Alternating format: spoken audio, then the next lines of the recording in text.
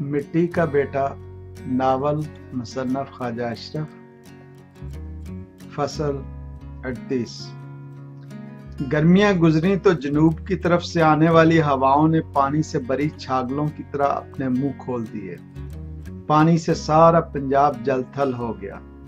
ایسے میں آسمان پر بجلیاں چمکتیں اور بادل گرجتے تو لگتا راجہ پورس کی فوجیں بڑی چلی آ رہی ہیں۔ موسم کی سختیوں کی تاب نہ لاتے ہوئے کئی ملا جانوروں کی شکل میں جمال پور کے کھیتوں کھلیانوں میں مردہ پائے گئے۔ اتنی بڑی تعداد میں جانوروں کی موت اور ان کے مردہ جسموں سے آنے والی سڑان کی بو سے پریشان ہو کر جمال پور والے رضوان کے پاس آئے کہ انہیں ان جنگلی جانوروں سے نجات دلائی جائے۔ رضوان نے ان سے وعدہ کیا کہ وہ بہت جلد ہسپتال کے بڑے گیٹ کے پاس نصب کیے گئے مجسموں کی نقاب کشائی کرنے جا رہا ہے۔ اس موقع پر وہ ان جانوروں کو ان کے انسانی جسم واپس لوٹا دے گا۔ سمیرا اور عذرا مجسموں کی ساخت اور تنصیب کی ذمہ دار تھیں۔ ان کی طرف سے پہلے ہی رضوان کو اس پروجیکٹ کی تکمیل کی رپورٹ مل چکی تھی۔ ایرانی مجسمہ ساز نے کمال ہنر سے رضوان کی گدے والی تصویر کے مجسمے کے ساتھ شیرو کمہار، نگو، رضوان کے پرائمری اسکول کے ہیڈ ماسٹر، اس کے میوزک کے استاد اور گورنمنٹ کالج میں اس کے استاد ڈاکٹر نذیر احمد کے مجسمے اس طرح بنائے اور نصب کیے کہ نہ صرف ان کی ساخت اور تنصیب سے رضوان کی ماضی کی ساری زندگی کے سارے اہم اجزاء ایک جگہ جمع ہو گئے، بلکہ حیدر، مونا، سمیرا، عذرا، یاسمین اور شائستہ کے مجسموں سے اس کا حال اور مستقبل بھی مجسموں کی شکل میں ڈھل گئے۔ اب مسئلہ درپیش تھا مجسموں کی نقاب کشائی کا۔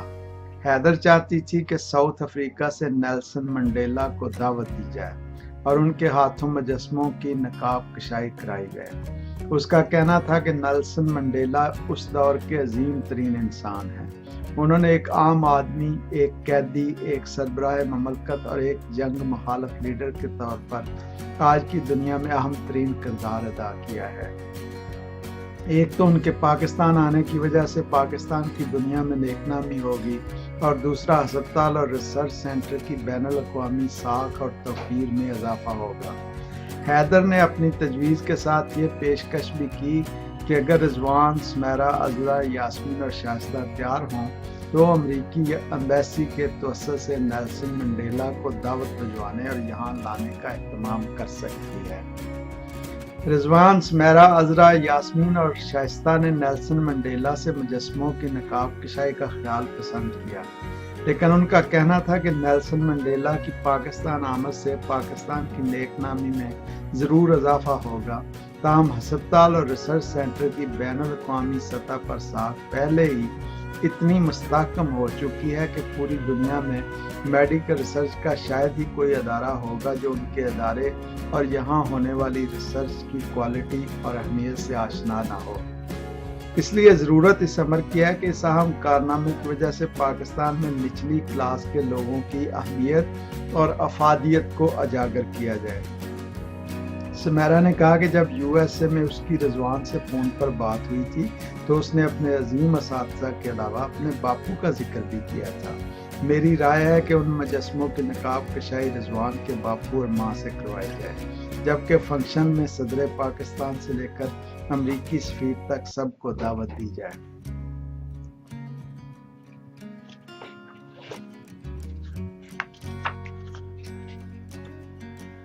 سب کو سمیرا کا مجسموں کی نقاب کشائی کے حوالے سے یہ خیال اچھا لگا۔ حیدر نے بھی اس خیال سے اتفاق کیا۔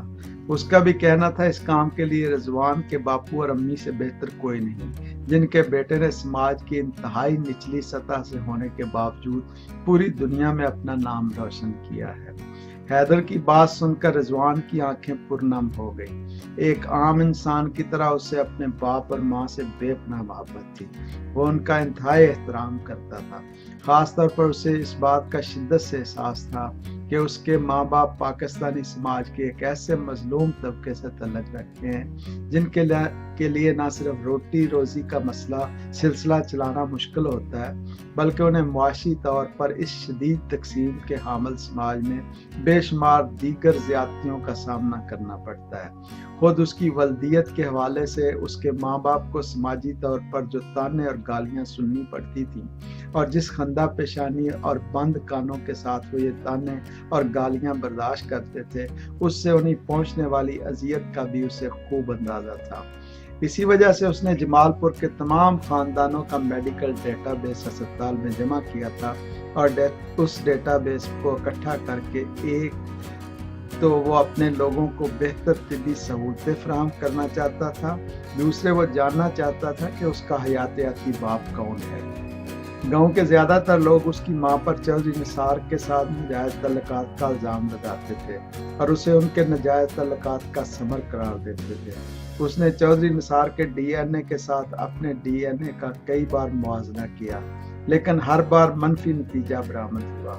اس کے اور چودھری نثار کے ڈی این اے میں کوئی ایسی مشترک چیز نہیں تھی جو ان دونوں کے درمیان باپ بیٹے کے رشتے کا تعین کرتی۔ اس منفی نتیجے سے وہ مطمئن تھا کہ لوگوں کے چودھری نثار اور اس کی ماں پر لگائے گئے الزامات غلط تھے۔ ان الزامات کے حیاتیاتی طور پر غلط ثابت ہونے پر جہاں اسے ایک طرح کا ذہنی اطمینان حاصل ہوا، وہیں اس کی روح اپنی ماں کی مظلومیت اور اس کے دکھوں کی شدت سے ایک زخمی پرندے کی طرح تڑپ اٹھی۔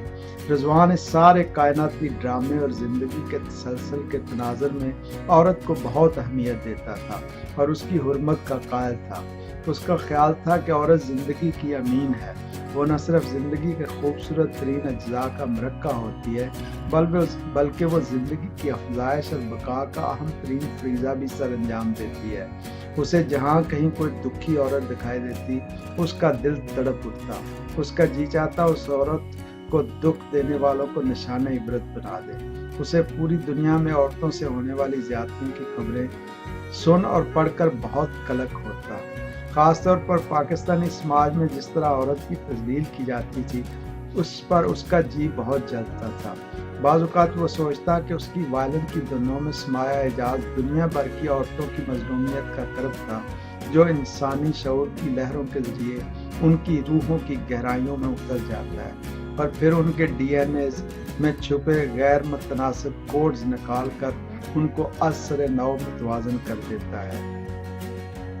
سمیرا نے جب جمال پور کے ہسپتال اور ریسرچ سینٹر کے مجسموں کی رسم نقاب کشائی کے لیے اس کے باپو شیرو کمہار اس کی ماں نگو کا نام تجویز کیا تو اس نے ایک شائستگی بھری مسرت کے ساتھ سمیرا سے کہا کہ کیا اسے اس کے ماں باپ کے علاوہ کوئی اور شخص نظر نہیں آتا جو یہ اہم رسم ادا کرے۔ پھر اس نے کہا کہ حیدر، سمیرا، عذرا، یاسمین اور شائستہ کے ماں باپ بھی اتنے ہی عظیم ہیں جنہوں نے اپنی بیٹیوں کی محبت میں پاکستان جیسے ظالم سماج میں انہیں میرے ساتھ اس طرح ہم آہنگ ہونے کی اجازت دی کہ اس سے دنیا کے اس عظیم ہسپتال اور اس سے ملحقہ ریسرچ سینٹر نے جنم لیا۔ اس نے اپنی بات جاری رکھتے ہوئے کہا اگر اسے سمیرا اور اس کی سہیلیوں کی محبت اور دوستی میسر نہ آتی تو وہ شاید کبھی امریکہ نہ جاتا، کبھی جانز ہاپکنز نہ پہنچتا، کبھی ڈی این ایز پر اس طرح کی ریسرچ نہ کرتا، کبھی اس کی حیدر سے ملاقات نہ ہوتی اور کبھی یہ ہسپتال ریسرچ سینٹر معرض وجود میں نہ آتے۔ یہ ساری چیزیں، یہ سارے واقعات اس طرح آپس میں جڑے ہیں کہ اگر ان میں سے کوئی ایک چیز یا واقعہ ادھر ادھر یا غائب ہو جائے تو کچھ بھی باقی نہیں بچتا۔ سمیرا نے رضوان کی باتیں سنی تو اطمینان کا سانس لیتے ہوئے کہا کہ اس نے کسی کو فراموش نہیں کیا، بس وہ اس کی طرف سے تاریخ کے تعین کا انتظار کر رہی ہے۔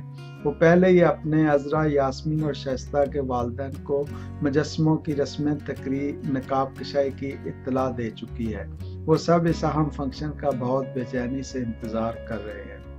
پھر اس نے حیدر سے مخاطب ہوتے ہوئے کہا کہ ڈاکٹر تھامسن اور مسز تھامسن بھی اس کی بات ہو چکی ہے۔ اس رسم نقاب کشائی کے موقع پر وہ بھی امریکہ سے تشریف لائیں گے اور ان کے ساتھ حیدر کا بھائی راجر اور اس کی وائف بھی آئے گی۔ رضوان کی گود میں بیٹھی مونا نے سمیرا سے ڈاکٹر مسز تھامسن کا نام سنا تو اچھل کر سمیرا کی گود میں بیٹھ گئی اور کہنے لگی کہ کب آئیں گے اس کے گرینڈ ماں اور گرینڈ پا۔ سمیرا نے مونا کے رخسار پر بوسہ دیتے ہوئے کہا کہ جیسے ہی ہم انہیں بتائیں گے کہ ہم کب مجسموں کی نقاب کشائی کرنے جا رہے ہیں وہ اس سے پہلے یہاں پہنچ جائیں گے۔ جب اس بات پر سب کا اتفاق ہو گیا کہ مجسموں کی رسم نقاب کشائی رضوان کا باپو شیرو کمبھار اور اس کی ماں نگو کریں گے، رضوان نے سمیرا اور عذرا سے کہا کہ وہ جلد سے جلد سب اہم قومی اور بین الاقوامی مہمانوں کو آج سے 8 ہفتے بعد کی تاریخ اور دن دے دیں۔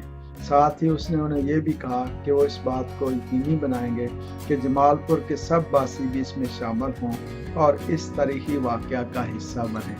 بالکل، کیوں نہیں، جمال پور والوں کو ضرور اس کا حصہ بننا چاہیے، آخر یہ سب کچھ ان کا ہے، سمیرا نے اسباتیہ انداز میں سر ہلاتے ہوئے جواب دیا۔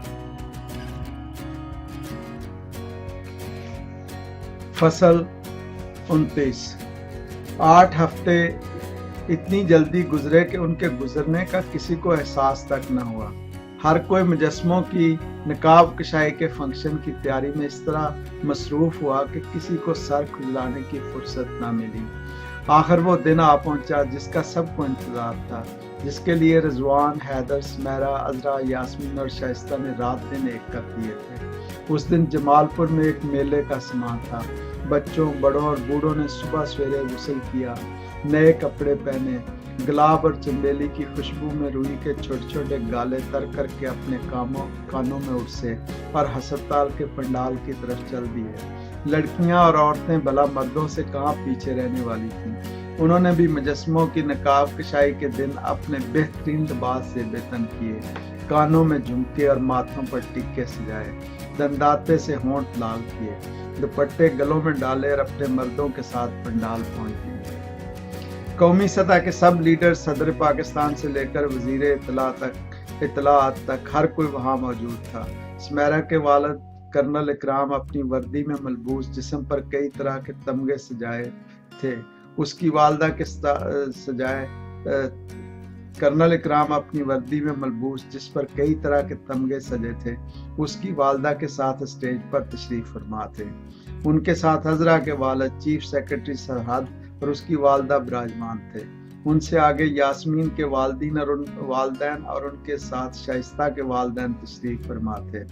وہیں اسٹیج پر امریکہ سے آئے حیدر کے والدین ڈاکٹر اور مسز تھامسن اپنے بیٹے راجر اور بہو کے ساتھ بیٹھے تھے۔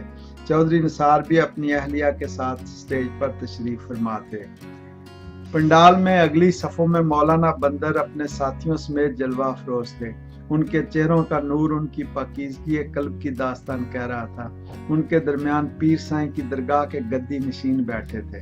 ان کے پیچھے ایک طرف جمال پور کے بچے، بڑے اور بوڑھے بیٹھے تھے، دونوں طرف بالیاں، لڑکیاں اور عورتیں بیٹھی تھیں۔ پنڈال کے پیچھے بارشوں میں زندہ بچ جانے والے بندر، لگڑ بگے، بھالو، بیڑیے، کتے، بلے اور ہاتھی کھڑے تھے۔ ان کے چہروں پر جانوروں کی روایتی خشونت کی بجائے عاجزی اور درد مندی کے احساسات تھے۔ وہ ترحم امیز نظروں سے ہر آنے جانے والے کو دیکھ رہے تھے۔ اسٹیج کے عین عقب میں سب سے نچلے پیڈسٹل پر رضوان کی گدے والی تصویر پر بنی مجسمہ نصب تھا۔ اس کے ایک طرف اس کی ماں نگو اور مونا اور گدے والی جانب شیرو کمہار کا مجسمہ استادہ تھا۔ اس کے پیچھے تھوڑا سا اونچا پیڈسٹل تھا وہاں حیدر، سمیرا، عذرا، یاسمین اور شائستہ کے مجسمے تھے۔ ان کے مجسموں کے پیچھے سینٹر میں ایک پیڈسٹل بنا تھا جس پر رضوان کے پرائمری اسکول کے ہیڈ ماسٹر، میوزک کے استاد اور گورنمنٹ کالج میں اس کے استاد ڈاکٹر نذیر احمد کے مجسمے تھے۔ مجسموں کو ہسپتال اور ریسرچ سینٹر کے تعمیراتی ڈیزائن کے ساتھ اس طرح ملایا گیا تھا کہ وہ اس کا حصہ بھی نظر آتے تھے اور جدا بھی دکھائی دیتے تھے۔ ایرانی مجسمہ ساز نے ان مجسموں کی ساخت، تنصیب اور ترتیب سے ایک ایسا لافانی شاہکار تخلیق کیا تھا جو اپنے فنکارانہ حسن کے ساتھ ہزارہ سال قائم رہنے کی صلاحیت رکھتا تھا۔ تمام معزز مہمانوں نے مجسموں اور ان کے انداز تنصیب و ترتیب کے لیے ایرانی مجسمہ ساز کی از حد تعریف کی۔ खास तौर पर डॉक्टर और मिसेस थॉम्सन बहुत देर तक मुजस्समों के सामने खड़े उनके जमालियाती पहलुओं से लुत्फानंदोज होते रहे। उनका कहना था कि वो पूरी दुनिया में घूमे और उन्होंने दुनिया भर के तमाम अहम मुजस्समे देखे हैं, लेकिन जमालपुर में नस्ब इन मुजस्समों का कोई जवाब नहीं। हैदर, सुमेरा, अजरा, यास्मीन और शाइस्ता भी स्टेज पर बैठी थी। नन्ही मोना अपनी ग्रैनी के साथ खेल रही थी। सुमेरा ने माइक संभाल रखा था और वो लोगों को अस्पताल और रिसर्च सेंटर की कहानी सुना रही थी। उस कहानी में उसने अपनी और अपने दोस्तों की रिजवान से केई कॉलेज में पहले दिन होने वाली मुलाकात से लेकर नथिया गली में जानवरों के कंसर्ट और फिर उसके जान साहबगंज जाने तक उन सब वाकयात की तफसील ऐसे अनोखे और दिलचस्प अंदाज में बयान की कि सुनने वालों के चेहरों पर कभी हुज़्न के बादल छा जाते, कभी मसरत की धूप चमक उठती और कभी उम्मीद की किरणें चमकने लगती। जब सुमेरा माइक पर अस्पताल और रिसर्च सेंटर की कहानी सुना चुकी, उस वक्त रिजवान डॉक्टरों वाला सफेद कोट पहने, हाथ में वायलिन पकड़े, अपने बापू शेरू कुम्हार और मां निको के साथ पंडाल में वारद हुआ। शेरू कुम्हार सफेद रंग के कुर्ते और धोती में मलबूस था। उसने सर पर सफेद रंग की पंजाब के मेहनत कशों वाली पगड़ी बांध रखी थी। उसका चेहरा मसरत के बेपाया एहसास से चमक रहा था। निग्गो सफेद शलवार कमीज में मलबूस थी।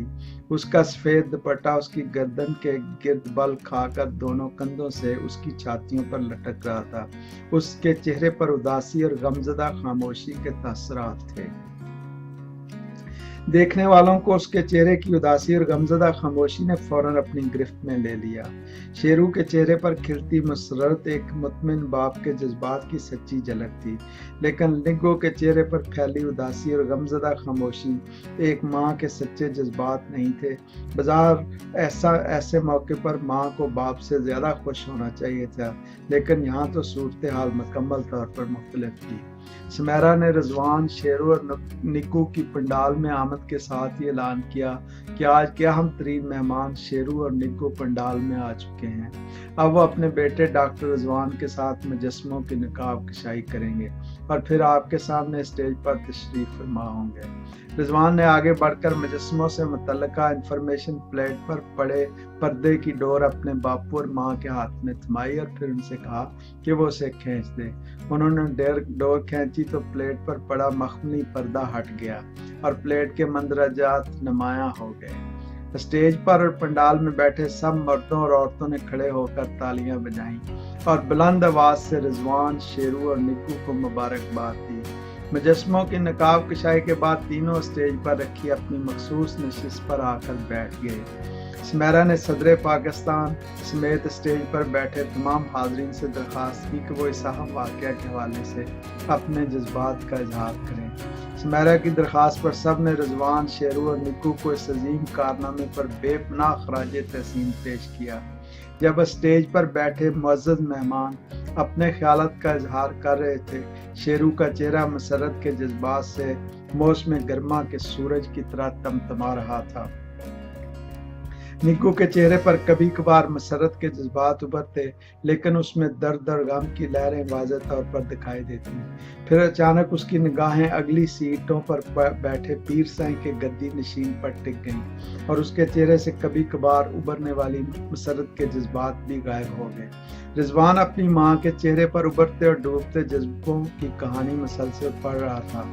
जब सारे मेहमान अपने जज्बात का इजहार कर चुके तो सुमेरा ने रिजवान को दावत दी कि वो आगे आए और अपने मेहमानों से मुखातिब हो। रिजवान बाएं हाथ में वायलिन और दाएं हाथ में बाव पकड़े माइक के सामने आया और उसने सारे मजमे पर उचटती हुई नजरें दौड़ाई और फिर कहने लगा, जमालपुर के मकीनों, तुम्हें मेरा सलाम।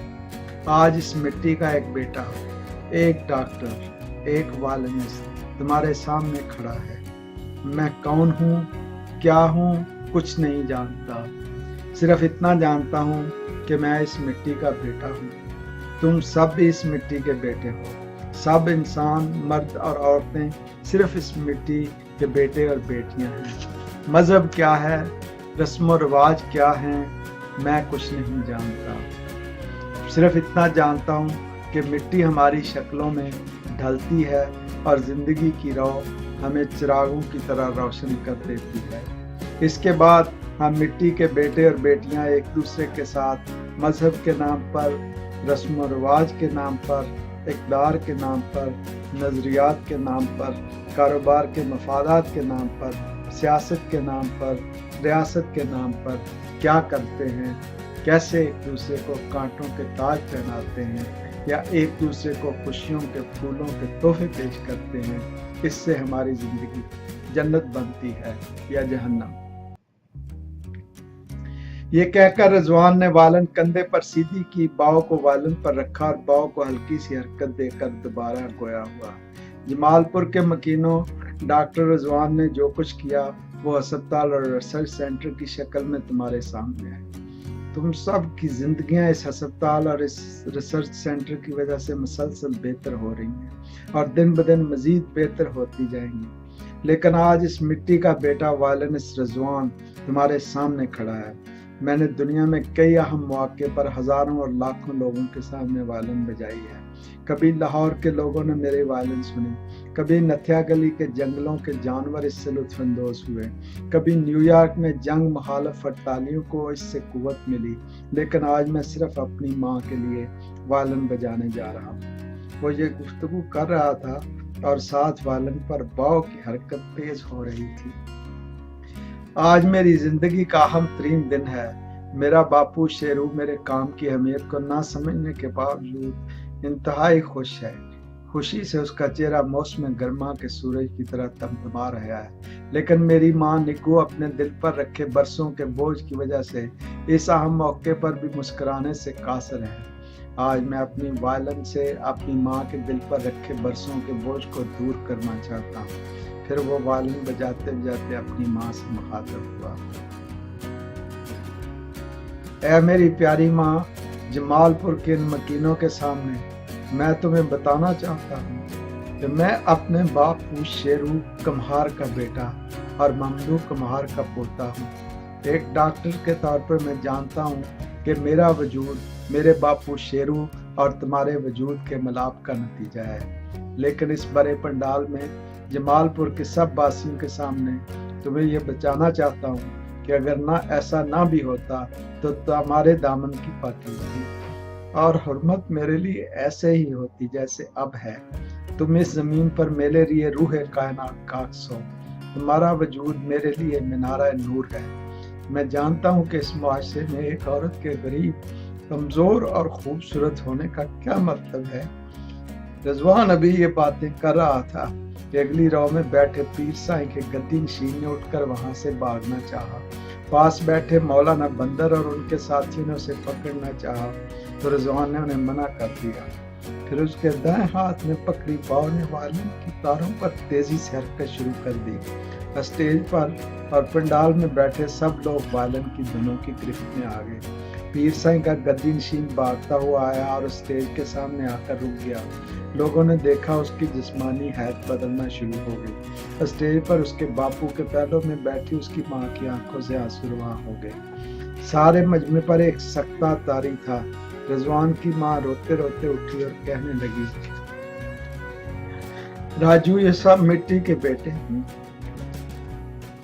انہیں معاف کر دو، یہ نادان اور ناسمجھ ہیں، نہیں جانتے کہ یہ جب ایک دوسرے کے ساتھ زیادتی کرتے ہیں تو مٹی کو کتنی تکلیف ہوتی ہے۔ اس دکھ اور تکلیف کی وجہ سے آخر کار مٹی کو اپنے ان بیٹے بیٹیوں کو خود اپنے ہی دامن میں پناہ دینا پڑتی ہے۔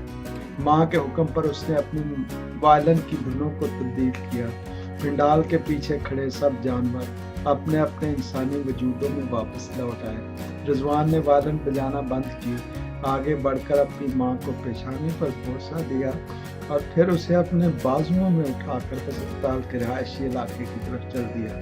شیرو کمار، حیدر، مونا، سمیرا اور اس کی سہیلیاں بھی ہولے ہولے اس کے پیچھے ہو لیے۔ ختم شد۔ تو یہ تھی آخری قسط مٹی کا بیٹا کی۔ شکریہ اور پھر ملاقات کی امید لیے آپ سے رخصتی کی اجازت چاہتا ہوں۔